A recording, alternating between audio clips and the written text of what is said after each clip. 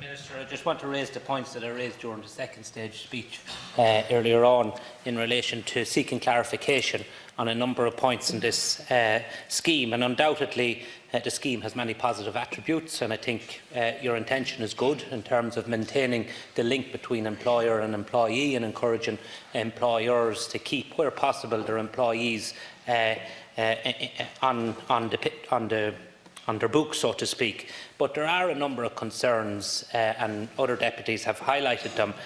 One of them is in terms of who determines the inability to pay clause, and there are very serious penalties if somebody is determined that they had the ability to pay, if they had made the case that they had an inability to pay.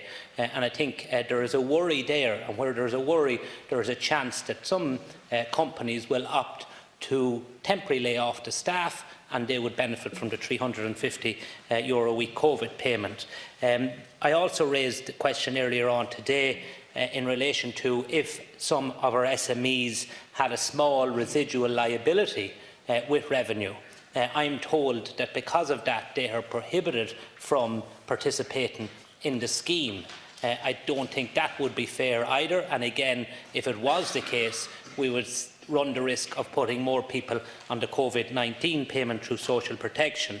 There's also, as the scheme is set out, there is the case where there are people in a lower income is going to end up being financially better off than people on a higher income within certain companies. Again, as that is set out, and I've been contacted by numerous companies, there is an incentive for people to lay people off temporarily and for those people to be entitled to the COVID payment from the Department of Social Protection.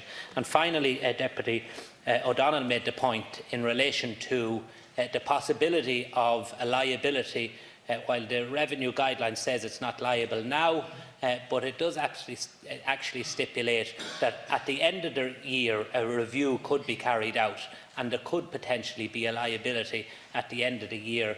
Again, that's a worry for employers, and I'd like you to address it on the floor of the Dáil. Deputy Troy.